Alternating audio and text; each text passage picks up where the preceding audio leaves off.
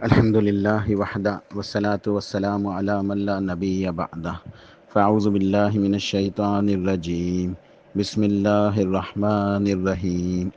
قال اللہ سبحانہ وتعالی محمد الرسول اللہ والذین معہ اشداء علی الکفار رحماء بینہم تراہم رکعا سجدا یبتغون فضلا من اللہ ورضوانا۔ محرم الحرام کی سیریز کے حوالے سے آج انشاءاللہ ہمارا درس نمبر 6 ہے، چھٹا درس، اور آج کے درس میں صحابہ کرام کی عظمت و فضیلت کے حوالے سے یہ بات بیان کرنی ہے کہ اہل السنہ کا عقیدہ صحابہ کرام کے بارے میں کیا ہونا چاہیے، یعنی کہ جو مومن مسلمان ہیں الحمدللہ کتاب و سنت کی اتباع کرنے والے، ان کا یقین، ان کا عقیدہ حضرات صحابہ کرام جو پاکیزہ ہستیاں ہیں، مقدس ہستیاں ہیں، اللہ کے پیارے نبی کریم محمد الرسول اللہ صلی اللہ علیہ وسلم کے پیارے ساتھی ہیں، ان کے بارے میں اہل السنہ کا عقیدہ جو کتاب و سنت سے ماخوذ ہے، کتاب و سنت سے اخذ کیا گیا ہے، کتاب و سنت سے بالکل ثابت ہے، وہ عقیدہ کیا ہے اور کیا ہونا چاہیے۔ یہ انتہائی ضروری ہے کیونکہ یہ عقیدے کا معاملہ ہے، ہر شخص کے لیے ضروری ہے کہ وہ اس ایمان کو اور یقین کی باتوں کو سمجھے کہ صحابہ کرام ان کا مقام اور مرتبہ کیا ہے، صحابی کسے کہتے ہیں، ان کی عزت، ان کا شرف، ان کی فضیلت کیا ہے صحابہ کرام کی، اور مسلمانوں کے دل کے اندر ان کے لیے پیار، محبت، عقیدت کے جذبات ہونے چاہیے، اور مومن کبھی بھی صحابہ کرام کے بارے میں خیر کے علاوہ کوئی اور بات نہ کرے، یعنی ان کا ہمیشہ ذکر خیر کرے، اچھے طریقے سے ان کا ذکر کرے، تعریف و توصیف کے ساتھ، عقیدت، پیار، محبت کے ساتھ، اور ان کے لیے دعائیں کرے۔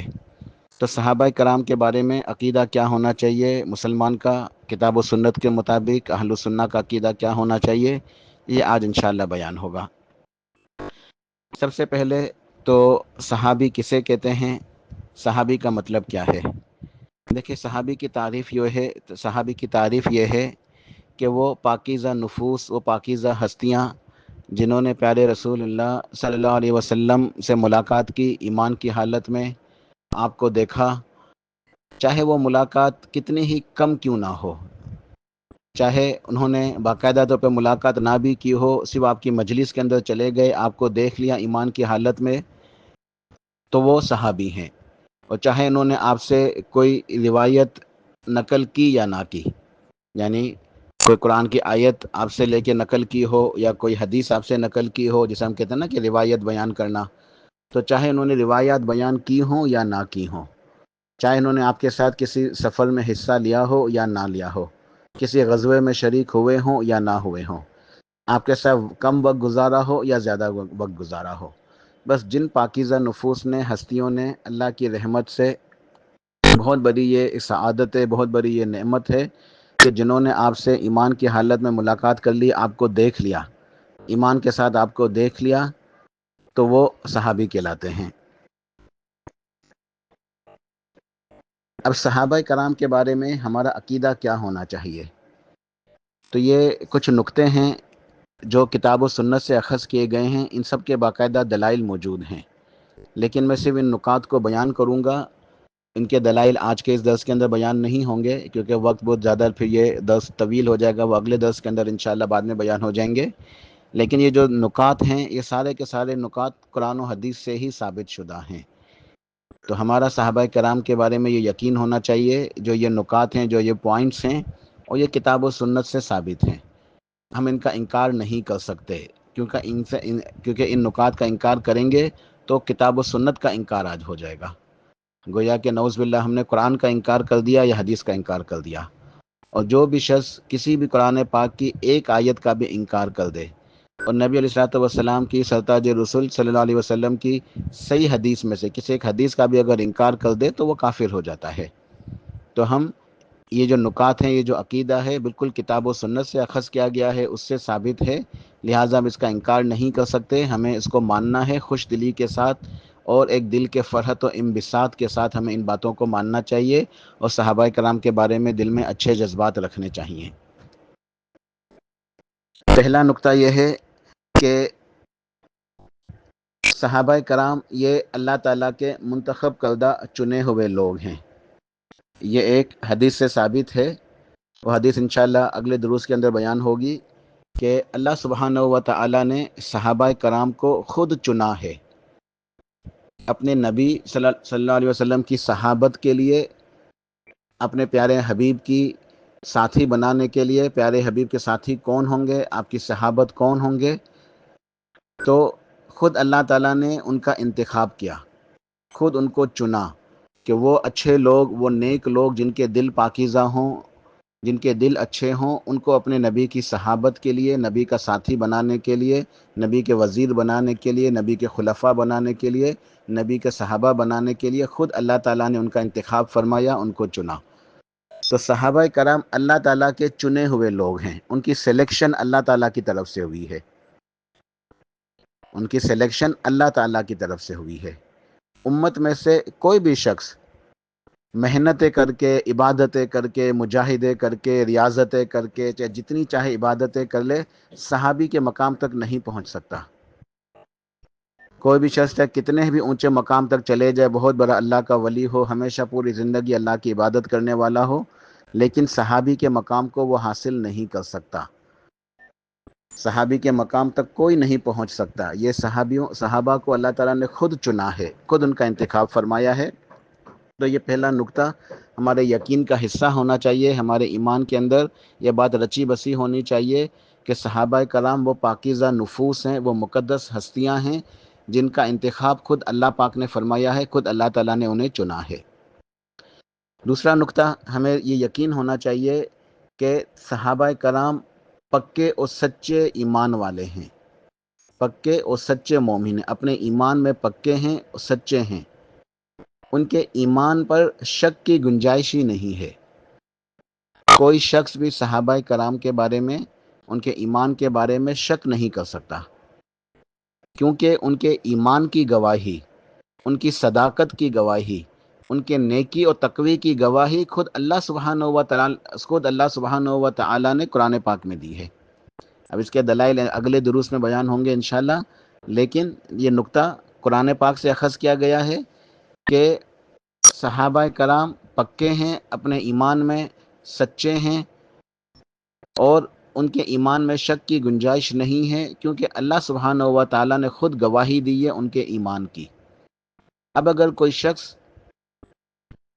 انہیں ایمان والا نہیں سمجھتا، نعوذ باللہ، تو گویا وہ اللہ کے قرآن کا انکار کر رہا ہے، وہ کافر ہو گیا، کیونکہ اللہ تعالیٰ نے قرآن پاک کے اندر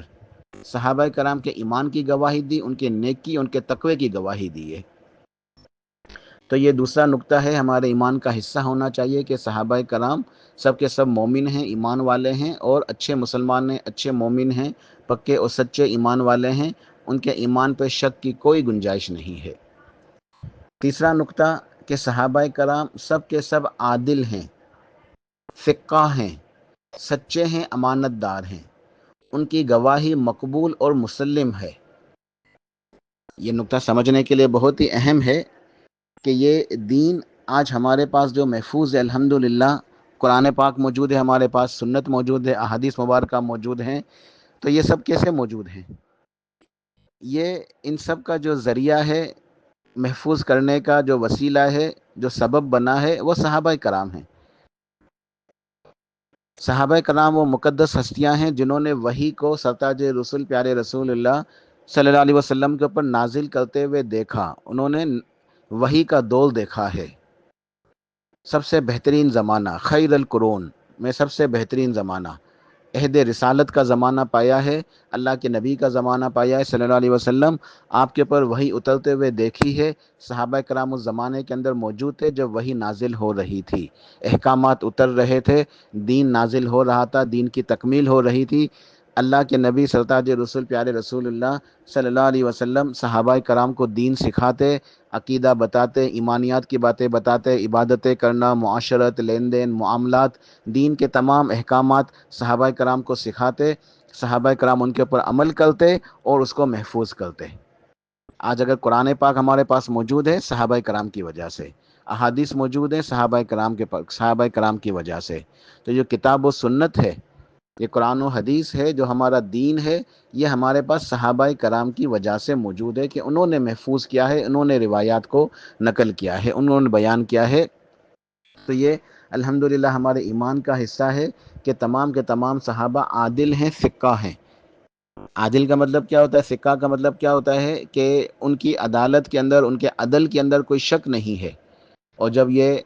پورا علوم الحدیث ہے، روایت کرنے کا علم، کہ ایک بھی راوی جو ہوتا ہے کسی بھی سلسلہ جو ہے نا سند کے اندر، اس کے اوپر اگر جرح ہوتی ہے کہ یہ ثقہ نہیں ہے، یہ قابل اعتبار نہیں ہے، تو وہ حدیث جو ہے وہ ضعیف قرار دے دی جاتی ہے۔ تو صحابہ کرام جو ہیں، یہ جو حدیث کی جو جانچ پڑتال ہوتی ہے، پورا علوم ہے جو ہے جو ہے نا یہ علوم الرجال ہے، علوم الحدیث کا جو علم ہے، جرح و تعدیل کا جو علم ہے، تو اس کی جو بڑے اچھے طریقے سے چھان بین ہوتی ہے، بڑے اچھے طریقے سے اس کی جو ہے نا وہ تحقیق ہوتی ہے۔ وہ تحقیق تابعی تک ہوتی ہے، سند کے شروع سے لے کے، ابتدا سے لے کے آخر تک، تابعی تک دیکھا جاتا ہے کہ ان میں کون ثقہ ہے، کون عادل ہے، کس کی ملاقات ثابت ہے، سلسلہ منقطع تو نہیں ہے، سند کا بہت ساری چیزیں دیکھی جاتی ہیں۔ لیکن وہ تابعی سے لے کے نیچے آخری جو روایت کرنے والے ہیں راوی، ان تک جب بات آ جاتی ہے کہ حدثنا کے آگے اس کے بعد جب صحابی کا نام جاتا ہے تو صحابی کے نام کے آگے تحقیق نہیں ہوتی۔ جب صحابی تک بات ثابت ہو جاتی ہے تو وہ روایت بھی صحیح ثابت ہو جاتی ہے، کیونکہ تمام کے تمام صحابہ کے بارے میں، تمام کے تمام صحابہ کرام کے بارے میں امت کا اجماع ہے۔ امت کا اجماع ہے کہ تمام کے تمام صحابہ کرام یہ ثقہ ہیں، یہ عادل ہیں، یہ سچے ہیں، امانت دار ہیں، ان کی گواہی مقبول ہے، ان کی روایات مقبول ہیں اور تسلیم شدہ ہیں، مسلم ہیں یہ۔ اگر یہ نہ ہوتا، اگر یہ یقین نہیں رکھیں گے ان کی عدالت، ان کی ثقاہت کے اوپر، ان کی سچائی، ان کی امانت داری کے اوپر، تو دین باطل ہو گیا، دین ختم ہو گیا، نعوذ باللہ، ہم دین سے محروم ہو گئے، نہ ہمارے پاس سنت بچی، نہ قرآن بچا۔ اگر شک کیا جائے گا صحابہ کرام کے بارے میں، انہیں عادل تسلیم نہ کیا جائے، انہیں ایمان والا نہ سمجھا جائے، ان کی ثقاہت کے بارے میں انہیں قابل بھروسہ نہ سمجھا جائے، پھر ہمارے پاس بچا کیا؟ نہ قرآن بچا، نہ احادیث بچی۔ قرآن کو روایت کرنے والے، محفوظ کرنے والے صحابہ کرام، دین ہم تک پہنچانے والے صحابہ کرام ہیں۔ اگر آج کوئی شخص، اگر کوئی جماعت، کوئی گروہ، کوئی مذہب صحابہ کرام کو اگر وہ عادل نہیں سمجھتا، سچا نہیں سمجھتا، ان کی ایمان کے اوپر شک کرتا ہے، تو یہ دین ختم ہو گیا، پھر ہمارے پاس کچھ بھی نہیں ہے، ہم پھر دین سے محروم ہو گئے، کتاب و سنت سے محروم ہو گئے۔ تو یہ بات بالکل بھی غلط ہے۔ یہ ہم سب کا یہ ایمان ہے، ایمان کا حصہ ہے کہ تمام کے تمام صحابہ کرام عادل ہیں، عدول ہیں، ثقہ ہیں، سچے ہیں، امین ہیں، امانت دار ہیں، ان کی گواہی، ان کی روایات مقبول ہیں اور تسلیم شدہ ہیں، مسلم ہے، امت کا اس کے اوپر اجماع ہے۔ چوتھا نقطہ یہ ہے کہ کیا صحابہ کرام انبیاء علیہ السلام کی طرح معصوم ہے؟ دیکھیں، معصوم کا مطلب کیا ہے؟ یہ ایک شرعی اصطلاح ہے، خاص اصطلاح۔ ایک تو عام بول چال کے اندر کہتے ہیں نا کہ یہ فلاں بہت معصوم ہے یا بچے معصوم ہوتے ہیں، تو وہ ایک الگ مفہوم مراد ہے۔ یہ ایک شرعی اصطلاح، خاص مفہوم ایک مراد ہے معصومیت کا، ایک عقیدہ۔ وہ کیا ہے؟ کہ وہ یہ ہے کہ جو انبیاء علیہ السلام ہوتے ہیں، اللہ کے نبی،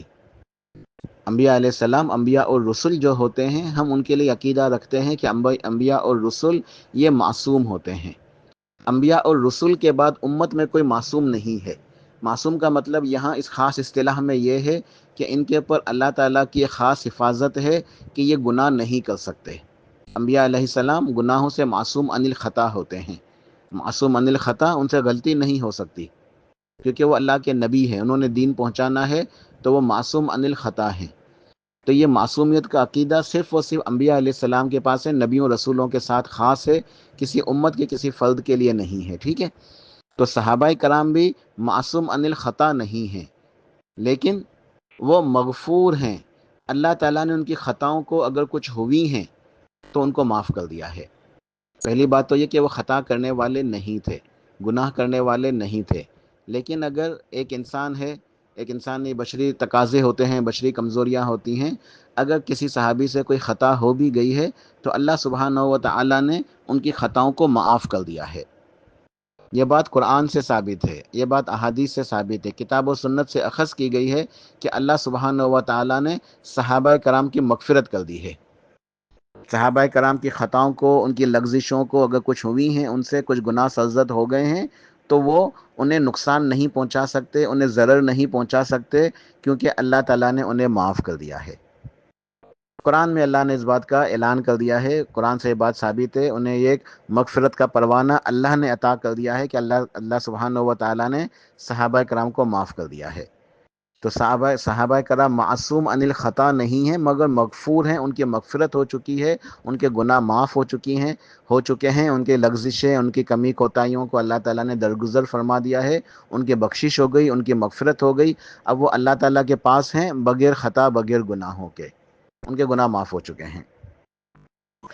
پانچواں نقطہ یہ ہے کہ صحابہ کرام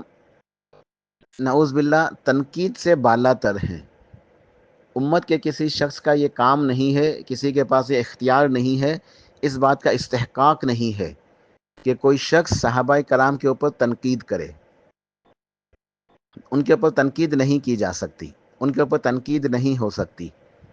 کسی بھی صحابی کے اوپر کوئی امتی تنقید نہیں کر سکتا۔ اس عقیدے کو سمجھ لیں اچھے طریقے سے، امتی صحابی کے اوپر تنقید نہیں کر سکتا۔ امتی کے پاس یہ استحقاق ہی نہیں ہے، یہ اتھارٹی ہی موجود نہیں ہے۔ کسی بھی شخص کے پاس، اس امت میں سے کسی بھی شخص کے پاس یہ اتھارٹی موجود نہیں ہے، اسے بعض اس بات کا استحقاق ہی نہیں ہے، یہ بات اس کے لیے جائز ہی نہیں ہے، یہ بات اس کے لیے روا نہیں ہے، یہ بات اس کے لیے جائز نہیں ہے کہ کسی صحابی کے اوپر نعوذ باللہ تنقید کرے۔ تو صحابہ کرام کے اوپر تنقید نہیں کی جا سکتی۔ صحابہ کرام تنقید سے بالا تر ہیں، ان کے ایمان کے اوپر بھی تنقید نہیں ہو سکتی، ان کے اعمال و افعال کے اوپر بھی تنقید نہیں ہو سکتی۔ اور جو ظالم ایسا کرتے ہیں وہ خود اپنے منہ میں خاک ڈالتے ہیں۔ صحابہ کرام ان کی تنقید سے بالا تر ہیں، انہیں کوئی نقصان نہیں ہوتا، وہ خود اپنا نقصان کرتے ہیں، وہ خود اپنا نقصان کرتے ہیں صحابہ کرام کے بارے میں اپنی زبان خراب کر کے۔ ہمارا یہ عقیدہ ہے اہل السنہ کا کہ صحابہ کرام تنقید سے بالا تر ہیں، ان کے ایمان پہ بھی تنقید نہیں ہو سکتی، ان کے اعمال و افعال پہ بھی تنقید نہیں ہو سکتی۔ یعنی کوئی شخص امت میں سے صحابہ کرام کے اوپر کوئی تنقید، کوئی جرح نہیں کر سکتا، ان کے اوپر فیصلے نہیں لگا سکتا کہ فلاں صحابی نے یہ کیا، وہ ایسا ہے، یہ ان کا حکم ایسا ہے۔ ہم کیا کوئی اللہ تعالیٰ نے ہمیں یہ اتھارٹی دی ہے؟ اللہ تعالیٰ نے ہمیں کوئی نہ جج بنایا ہے صحابہ کرام کے اوپر؟ نعوذ باللہ ثم نعوذ باللہ من ذالک۔ تو صحابہ کرام کے اوپر جرح نہیں ہو سکتی، صحابہ کرام کے اوپر تنقید نہیں ہو سکتی، کوئی ان کی برائی نہیں کر سکتا، کوئی انہیں برا بلا نہیں کہہ سکتا۔ تو یہ ایک عقیدہ ہے، اس کو سمجھنا انتہائی زیادہ ضروری ہے، یہ نقطہ کہ صحابہ کرام کے اوپر کوئی امت میں سے کوئی بھی شخص صحابہ کرام کے اوپر فیصلے نہیں کر سکتا کہ فلاں صحابی نے یہ کیا، فلاں نے یہ کیا، فلاں کا حکم ایسا ہے، فلاں ایسے ہیں، فلاں ایسے ہے۔ یہ ہماری اتھارٹی ہی نہیں ہے، ہم کون ہوتے ہیں یہ کرنے والے؟ نعوذ باللہ، کس نے ہمیں یہ اجازت دی ہے؟ کس نے ہمیں اس بات کا حق دیا ہے؟ یہ استحقاق کسی کے پاس نہیں ہے کہ صحابہ کرام کے اوپر بات کرے، صحابہ کرام کے اوپر جرح کرے، ان کے اوپر تنقید کرے، ان کی کمی کوتاہیوں کو اجاگر کرے، ان کی غلطیوں کو نمایاں کرے، ہائی لائٹ کرے۔ یہ اتھارٹی کسی کے پاس نہیں ہے۔ تو یہ عقیدہ یاد رکھیں، یہ نقطہ کہ صحابہ کرام کے اوپر تنقید نہیں کی جا سکتی، نہ ان کے ایمان پہ، نہ ان کے عقائد کے اوپر، نہ ان کے اعمال، ان کے افعال، کسی چیز کے اوپر ان کی صحابہ کرام کے اوپر تنقید نہیں کی جا سکتی۔ چھٹا نقطہ یہ ہے کہ صحابہ کرام سے عقیدت و محبت رکھنا اور ان کا ذکر ہمیشہ اچھے الفاظ میں کرنا، خیر کے ساتھ کرنا اور ان کے لیے دعا کرنا، یہ ہمارے ایمان کے لیے ضروری ہے، لازمی ہے۔ تمام کے تمام صحابہ کرام سے عقیدت رکھنا، محبت رکھنا، پیار کرنا، ان کا ہمیشہ ذکر خیر کرنا، اچھے لفظوں سے تعریف و توصیف کے ساتھ ان کو یاد کرنا اور ان کے لیے دعائیں کرنا، یہ ہمارے ایمان کے لیے ضروری ہے، ہمارے ایمان کے لیے لازمی ہے۔ اگر صحابہ کرام سے عقیدت اور محبت نہیں ہوگی تو ایمان ہمارا خطرے میں ہے، پھر ہمارے ایمان کی گارنٹی نہیں ہے۔ اس لیے ہمیں اپنے ایمان کو بچانا ہے، عافیت چاہیے، نجات چاہیے۔ قیامت والے دن اللہ تعالیٰ کا سرخرو ہونا ہے، کامیاب ہونا ہے، تو ہمیں پھر صحابہ کرام سے محبت کرنی ہوگی۔ ہم کس منہ سے اللہ کے نبی علیہ الصلوۃ والسلام کا سامنا کریں گے کل قیامت والے دن، اگر ہم صحابہ کرام کو برا بھلا کہیں، ہمارے دل میں ان کے لیے بغض اور نفرت اور حسد ہو، عداوت ہو؟ کس طرح اللہ کے نبی صلی اللہ علیہ وسلم کا جو ہے نا ہم سامنا کریں گے؟ میدان حشر میں حوض کوثر جو ہے قائم ہوگا، اللہ کے نبی علیہ الصلوۃ والسلام اپنی امتیوں کو جو ہے اتنی سخت پیاس کا مرحلہ ہوگا حوض کوثر سے، آپ جو ہے نا وہ حوض کوثر کا پانی جام کوثر پلا رہے ہوں گے، تو آپ کے ساتھ کون ہوگا؟ سیدنا ابوبکر صدیق، سیدنا عمر فاروق رضی اللہ تعالیٰ علیہ مجمعین،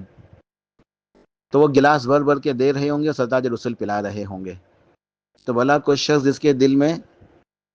ان عظیم ترین پاکیزہ نفوس کے لیے، سیدنا ابوبکر کے لیے، سیدنا عمر فاروق کے لیے رضی اللہ تعالیٰ علیہم اجمعین، اگر بغض اور نفرت ہوگی تو کیا اسے یہ پانی ملے گا؟ وہ ان کا سامنا کر سکے گا؟ تو صحابہ کرام سے عقیدت رکھنی اور ان سے محبت کرنا، ان کا احترام کرنا، ان کی عزت کرنا، ان کا اکرام کرنا، ان کا ذکر خیر کرنا، ان کے لیے دعائیں کرنا، یہ ہمارے ایمان کے لیے ضروری ہے۔ یہ لازمی ہے کہ ہمیشہ ان کی عزت کریں، احترام کریں، اکرام کے ساتھ ان کا ذکر کریں، محبت کے ساتھ، اچھے لفظوں میں ان کا ذکر خیر کریں، تعریف و توصیف کے ساتھ، اور ان کے لیے دعائیں کریں۔ ساتواں نقطہ یہ ہے کہ صحابہ کرام کے آپس میں جو مشاجرات ہوئے، مشاجرات کہتے ہیں لڑائیوں کو، اختلافات کو، تنازعات کو، اس بارے میں ہم نے یہ عقیدہ رکھنا ہے کہ وہ نعوذ باللہ وہ کوئی ذاتی مفادات کے لیے نہیں تھے، وہ دنیا کے مفادات کے لیے نہیں تھے، وہ دنیا کے اقتدار کے لیے، کرسی کے لیے نہیں تھے۔ صحابہ کرام کے اگر آپس میں کچھ مشاجرات ہوئے ہیں، کچھ تنازعات، اختلافات، کچھ لڑائیاں اگر ہوئی ہیں، تو وہ بھی دین کے لیے تھی۔ ان کے آپس میں کچھ معاملات ہوئے، وہ دین کے حوالے سے تھے، ٹھیک ہے، وہ ان کے اجتہادی مسائل ہیں، اور اجتہادی مسائل کے اندر اگر کوئی شخص اجتہاد سے کوئی فیصلہ کرتا ہے، تو اگر وہ خطا کرتا ہے یا اگر وہ صحیح کرتا ہے، تو مجتہد کے لیے اجر ہی اجر ہے۔ اگر وہ صحیح اجتہاد کرتا ہے، اس کے لیے ڈبل اجر ہے، اگر وہ خطا کرتا ہے تو پھر بھی اس کے لیے ایک اجر ضرور ہے، سنگل اجر۔ صحیح اجتہاد کی صورت میں تو اجر ڈبل ہو جاتا ہے، دوہرا ہو جاتا ہے، زیادہ ہو جاتا ہے، لیکن اگر کوئی مجتہد اجتہاد میں خطا بھی کر لیتا ہے، تب بھی اجر سے محروم نہیں، اسے ایک اجر ضرور ملتا ہے۔ تو صحابہ کرام کے جو آپس کے معاملات تھے، وہ اجتہادی معاملات تھے، وہ دنیا کے مفادات کے لیے نعوذ باللہ نہیں تھے، وہ دنیا کے اقتدار کے لیے، دنیاوی جو ہے نا وہ فائدوں کے لیے کوئی مال و زر کی حرص نہیں تھی، نعوذ باللہ ثم نعوذ باللہ، وہ ان چیزوں سے بالکل مبرہ، ان سب سے پاک تھے۔ ان کے جو یہ مسائل ہوئے، اگر کچھ معاملات ہوئے، وہ دین کے اوپر ہوئے، دین کی وجہ سے ہوئے، اور وہ سب کے سب آپس میں پیار کرنے والے، محبت کرنے والے، ہمدردی، بھائی چارگی رکھنے والے صحابہ کرام تھے۔ آپس میں ہمدردی کے ساتھ، بھائی چارگی کے ساتھ، آپس میں بھائیوں کی طرح پیار محبت کے ساتھ رہتے تھے۔ باقی جو مشاجرات ہوئے، معاملات ہو گئے، تنازعات، اختلافات، لڑائیاں، وہ دین کی وجہ سے اجتہادی مسائل تھے، ہمیں اس کے بارے میں کوئی فیصلہ کرنے کی ضرورت نہیں ہے، نہ ہمارا یہ حق ہے، نہ ہمیں یہ اتھارٹی ہے، نہ ہمیں کسی نے اس بات کا استحقاق دیا ہے۔ ہمیں ان کے آپس کے مشاجرات کے لیے، تنازعات اور اختلافات جو ہوئے ہیں، جو معاملات ہوئے ہیں، ان کے اوپر سکوت اختیار کرنا ہے۔ سکوت اختیار کرنے کا مطلب کیا ہے؟ خاموش رہنا ہے، اپنی زبانیں دراز نہیں کرنی کہ فلاں کے اوپر تبصرے کرتے پھریں، فلاں واقعے کے اوپر، فلاں جنگ کے اوپر، فلاں صحابی کے اوپر تبصرے کریں، ان کے اوپر جو ہے نا ہم اپنے احکامات لگاتے جائیں گے، گویا نعوذ باللہ وہ مجرم ہے ہمارے سامنے، ہم جج بنے ہوئے ہیں اور جو ہے نا فیصلے کر رہے ہیں۔ یہ اتھارٹی کسی کے پاس نہیں ہے، یہ حق کسی کے پاس نہیں ہے کہ جج کی طرح ان کو مجرم سمجھ کے ان کے بارے میں جو ہے نا وہ اپنی زبانیں دراز کریں، فیصلے کریں۔ ان کے جو بھی آپس میں معاملات ہوئے، ہمیں سکوت اختیار کرنا ہے، یعنی خاموشی اختیار کرنی ہے، چپ رہنا ہے، دل میں پیار، عقیدت، محبت کے جذبات رکھنے، عزت و احترام کے ساتھ ان کا ذکر کرنا ہے، اچھے لفظوں میں ان کو یاد کرنا ہے، ان کا ذکر خیر کرنا ہے، ان کے لیے دعائیں کرنی ہیں۔ تو ہمیں ان کے آپس کے معاملات میں سکوت اختیار کرنا ہے، کیونکہ اس کے آپن کے جو معاملات ہیں، ان کے ہمیں جب تک خود اس کی پہچان نہ ہو، خود پتہ نہ ہو، ہم ان کو سمجھ نہیں سکتے، کیونکہ بہت سارے جو معاملات جان بوجھ کے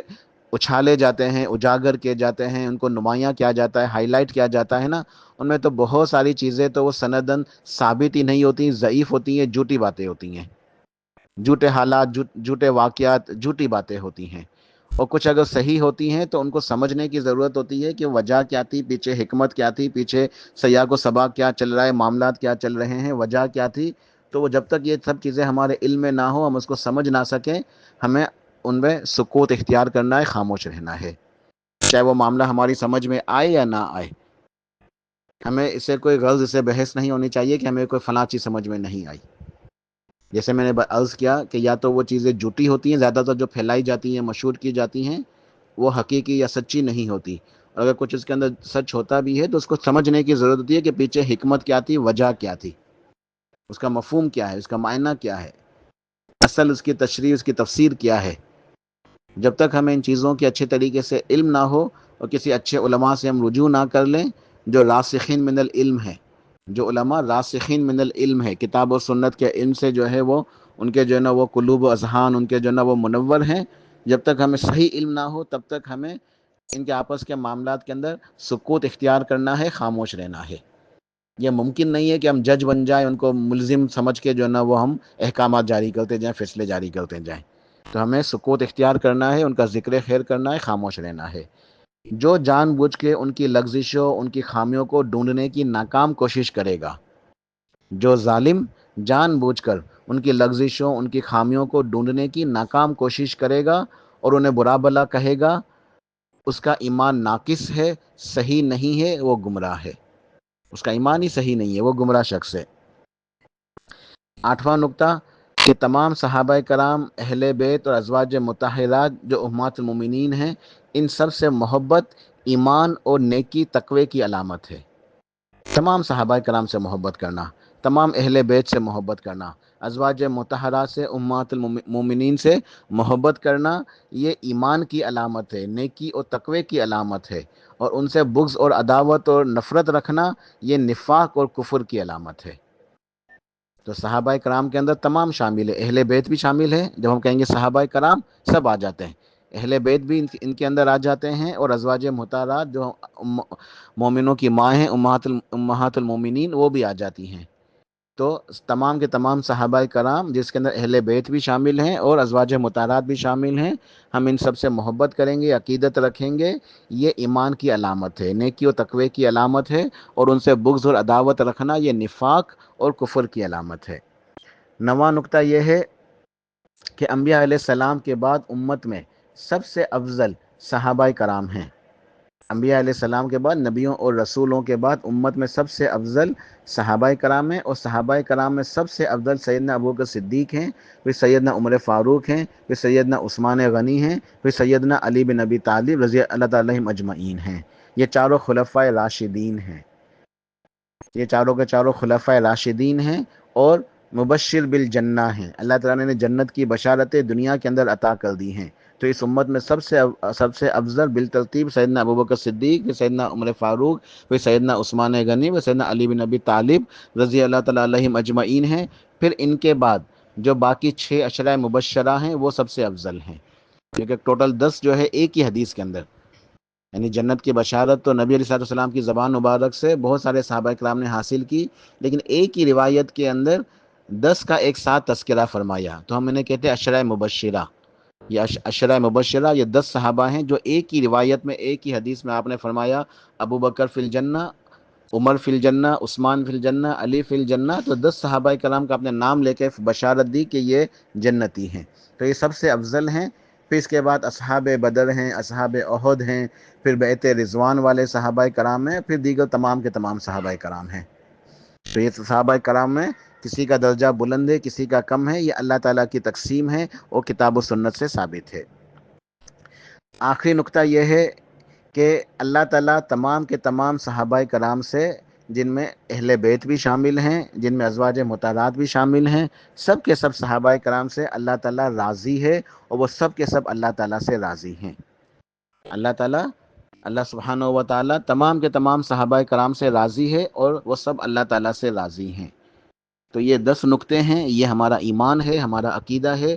ان 10 نکات کو یاد رکھنا چاہیے، ان کو سمجھنا چاہیے، اور یہ اپنے ایمان کا حصہ بنانا چاہیے. یہ ہمارا اعتقاد ہے، یہ ہمارا عقیدہ ہے صحابہ کرام کے بارے میں. اس کے بعد آخر میں بس قرآن پاک ایک آیت پڑھ کے اور اس کی مختصر سی جو ہے نا وہ کچھ باتیں بیان کر کے ختم کرتا ہوں انشاءاللہ آج کے درس کو۔ اللہ پاک نے ارشاد فرمایا سورہ فتح آیت نمبر 29، محمد الرسول اللہ والذین معہ اشداء علی الکفار رحماء بینہم تراہم رکعا سجدا یبتغون فضلا من اللہ ورضوانا سیماہم فی وجوہہم من اثر السجود ذالک مثلہم فی التوراۃ ومثلہم فی الانجیل کزرع اخرج شطأہ فآزرہ فاستغلظ فاستوى على سوقه يعجب الزراع ليغيظ بهم الكفار وعد الله الذين آمنوا وعملوا الصالحات منهم مغفرة وأجرا عظيما وعد الله الذين آمنوا وعملوا الصالحات منهم مغفرة وأجرا عظيما۔ یہ سورۃ الحجرات کی آخری آیت ہے، آیت نمبر 29۔ اب چونکہ جو ہے وقت میرا زیادہ ہو گیا ہے، اس وجہ سے میں اس آیت کی جو ہے نا تفسیر انشاءاللہ اگلے درس کے اندر بیان کروں گا۔ اگلا درس اسی آیت سے شروع ہوگا۔ ابھی میں اس کا ترجمہ پڑھ دیتا ہوں انشاءاللہ اللہ کی توفیق سے اور اسی کے اوپر مکمل کرتا ہوں۔ اللہ پاک نے ارشاد فرمایا سورہ فتح آیت نمبر 29 کہ محمد الرسول اللہ کہ پیارے محمد صلی اللہ علیہ وسلم اللہ تعالیٰ کے رسول ہیں، اور جو لوگ آپ کے ساتھ ہیں، والذین معہ یعنی جو لوگ آپ کے ساتھ ہیں یعنی آپ کے صحابہ کرام، جو آپ کے ساتھ صحابہ کرام ہیں وہ کافروں کے اوپر بہت ہی سخت ہیں، آپس میں نہایت ہی مہربان ہیں۔ آپ جب بھی انہیں دیکھیں گے تو رکوع کرتے ہوئے سجدے کرتے ہوئے پائیں گے۔ وہ ہمیشہ اللہ کے فضل اور اس کی رضامندی تلاش کرتے رہتے ہیں، یعنی خوب نیکیاں کرتے رہتے ہیں۔ یہ صحابہ کرام کی تعریف و توصیف ہے جو اللہ پاک نے اس آیت کے اندر ان کی صفات کا تذکرہ فرمایا۔ ان کی خصوصی پہچان ان کے چہروں میں سجدوں کا نشان ہے، سجدوں کے آثار ہیں۔ اس کی تفصیل انشاءاللہ اگلے درس میں آئے گی۔ اور یہ ان کی صفات تورات کے اندر بھی موجود ہیں، انجیل کے اندر بھی، یعنی صحابہ کرام کی صفات تورات کے اندر بھی موجود ہیں، انجیل کے اندر یعنی اہل کتاب کی کتابوں کے اندر بھی صحابہ کرام کا تذکرہ موجود ہے، ان کی صفات کا تذکرہ موجود ہے۔